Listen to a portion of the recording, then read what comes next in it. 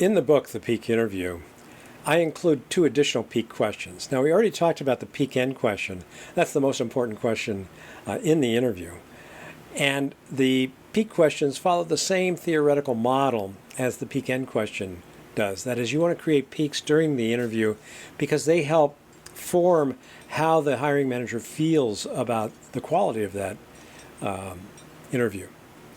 In addition, these two questions that I'm going to give you also leverage the counterfactual hypothetical form of a question, which we talked about in the video on the bonus question. So if you haven't seen the peak end question video or the bonus question video, those two really explain the question types and why peaks matter. So in a B2B transaction, there are usually two problems you've got to solve if you're the salesperson. One is the problem for which the company's interested at all in your product or service. The other, and so you've got to solve that problem. The other problem that you've got to solve is the risk that's associated with buying your product for the person in the company that has to make that decision, right? It might be the purchasing manager, the CFO, it might be whoever it is. You need to solve that personal problem for them. So you've got two problems. Well, a job interview is a B2B transaction. And you've got to solve the problem for which the company created the position in the first place, which is where your skills and knowledge and competencies and experience all come into play. In addition, though, you need to sort of solve the personal problem of the hiring manager. And for you, that's not giving the hiring manager the reason to select you as one of the 4 or 5 candidates out of the 5 or 6 that they're not going to select. Because really the interview process is around finding reasons not to select all but one of the candidates, right? And you want to be the one candidate that escapes that fate. At any rate, so the two questions are around these two problems. And the first one is around sort of the company problem, and it's very loosely organized around that.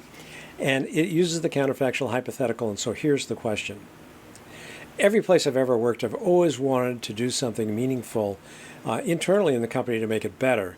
And if I were the ideal candidate with exactly the right skills and abilities and knowledge and competencies and fit and personality, what is it that I could do either in your department or perhaps even in the broader company that might make a difference for the company?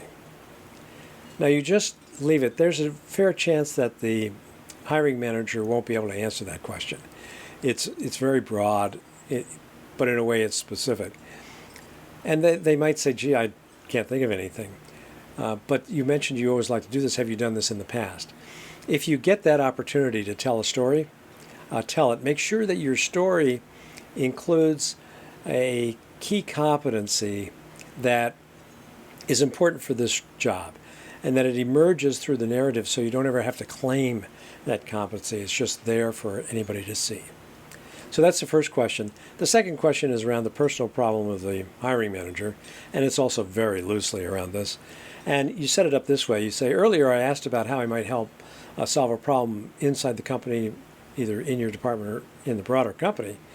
Now I'd like to address a different approach, and that's wherever I've worked, I've always tried to help my boss pursue some special project or task that they're very interested in getting delivered, but really don't have the time to spend a lot of time on it.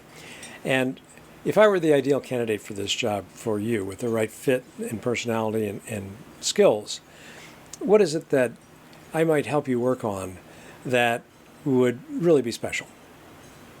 So you leave the question, and if they can answer it, great. If they can't, they might throw it back at you. Tell me about a time you did this. Again, have a story ready that reveals a key competency for this job. In another video, I will give you a handful of other very good peak questions that aren't in the book. They're extra. The key is to ask these questions to get the hiring manager talking in a way that creates a peak for them. Anyway, good luck in your interviews. If you get a chance to get your hands on the book, do so. It's got a lot of additional resources in it. Thank you for listening.